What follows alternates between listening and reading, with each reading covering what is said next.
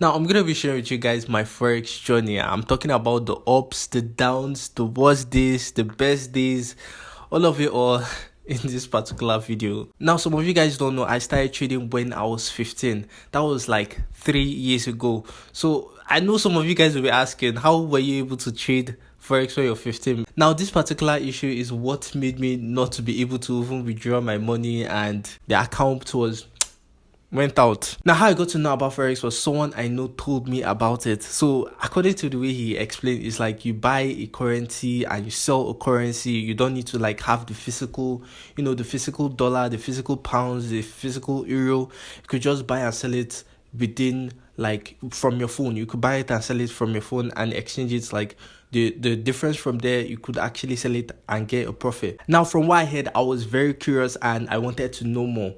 Now, I had to find like someone that could really teach me this Forex of a thing. How do you get the app? How can you do this and do that?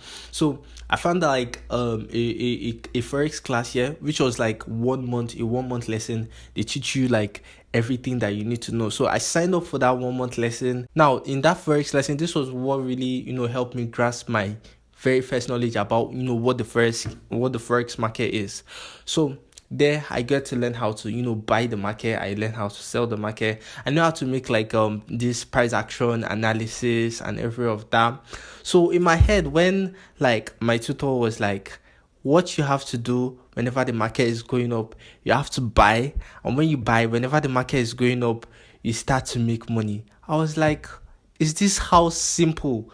Like, is this how simple it is to make money? I was just like, when the market is going up, you just press buy and you're just making like money. Like, to me it was, but I didn't know that this was really more than just buying and when the market go down. So I think during that point, like, she showed us an example. So she created like a practice account for us, and then when she was like, when you buy, press buy and stuff. So once you press the buy, the buy button, the market was going up, and I looked at it. I was like, just look at the amount of money that is coming out of this thing, like, just because I pressed one buy button. So I was intrigued. Like, I was like, is this how easy it is? But Forex is not easy. Don't have that kind of mentality. You have to like grow. You have to learn a lot.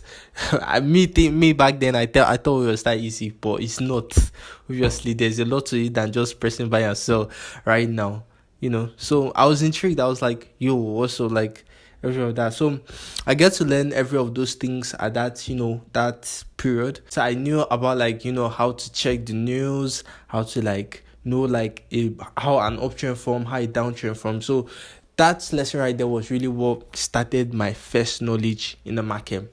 So once I've already gotten that knowledge about price action and everything, from there, that's where I had to like go ahead and start trading live. I had to start trading live. Now bear in mind, at that time I was 15. So how do I really like get into the market and complete like identity verification from brokers? You understand that type of a thing? Like, if you've opened a broker account, you know that you have to confirm and verify your identity, right? So this was my problem. This was where the problem is. So like me, I was like, what an easy way to make money. Like, you just press buy and you're making money. Press sell, you're making money. Like, I was like, you see, this market is shut down. We're shutting it down, but not knowing that the market was about to shut me down. Now, at that time when I was done with learning, I had like roughly around like $120, saved up. I had to deposit in like $100 into like my trading account. So I started trading that $100 account. So I was growing that account. I think sometime I'll grow the account to like 120, then it will come down to 100. Then I'll grow the account to 150, come down small, 150 again, 160, 170, 180, 190, and I got to 200. Now, if you know something about like in a broker account, there are like three different accounts. There are different accounts. There's the standard account, there's the ECN account, there's the there are different type of account. But the one that was in my head at that time was like to get an ECN account, because the spread that I was having on that broker was crazy mad. It was too much. Like, if I had the opportunity to like look at other brokers, like I wouldn't even like go for that broker, because the amount of spread I was paying at that time was too much. It was too much, I won't lie. So before your trade will actually start getting the profits, you'll be like, you understand? You have to sweat before your trade gets in profit. So according to the broker rules and everything, is when you have like $200 that you can go ahead and get the ECN account. So as I grew my money to like that $200, bear in mind I've not verified my identity, and there's no way I can verify my identity. So it's just like my money is stuck there. Like my money my money is stuck there, because like I can't withdraw. If you've not completed your verification process, you know, you can't withdraw. You understand? So I had like $200, and I transferred that $200 from that standard account that was giving me like serious spreads, and I had to move this account. I have to move the money to like an ECN account on that broker, since I had like $200 on that account. So from there, I started like, trading the account. Now, this point is where I got my "you're now welcome to Forex." You understand what I mean? So from that 200, I think I agreed to like 220. Then from there, I started having like back to back losses, like back to back losses, back to back losses, back to back losses, till I lost the complete $200. It was painful. Like, it was painful. Like oh god. Now I was trying to withdraw like $50, but it was not possible because, the age stuff and things like that. It got really hard. So from there, after that like first loss of like 200, and I had to go again. Like I could have, like, I had problem with my identity, but anyway, I thought that. By the way, the way I was looking at it is like, I thought that broker only exists. If I knew that there were other broker, I would have gone ahead and done my research and found like which broker was the best at that time. Like how it was, any money I get, I just go ahead and deposit it into the market. So I went ahead, I deposited in another $100, and I lost the account too. Now, I had another like $50 again, deposited in that money, and I lost the account.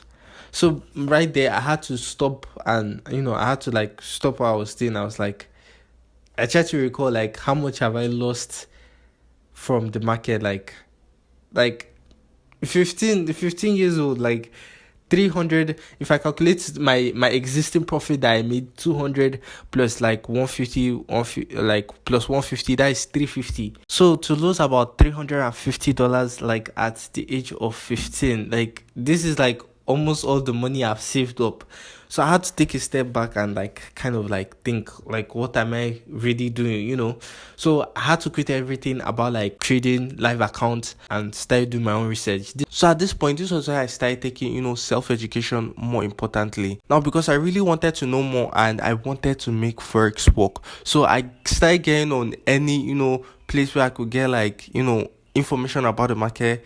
I came onto YouTube. So this is where I had to check about like what a different indicator is. Now, when I went into like my indicator section, I checked like through my indicator section. I was seeing like different types of indicator. I was like, what do they really use this for?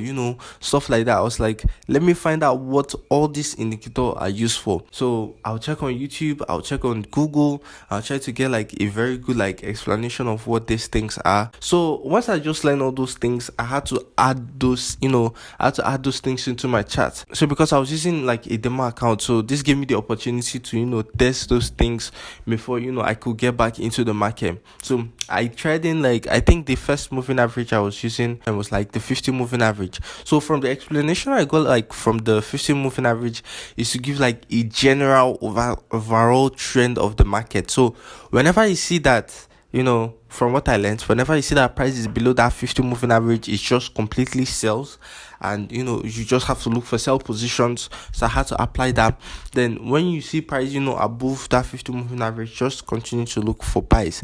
So this is one thing. This was where like I really fell in love with the moving average, that okay, it could really show me trend without me making that kind of mistake of finding change out for myself. You understand? I was still searching about more other indicators. Like I was searching other indicator.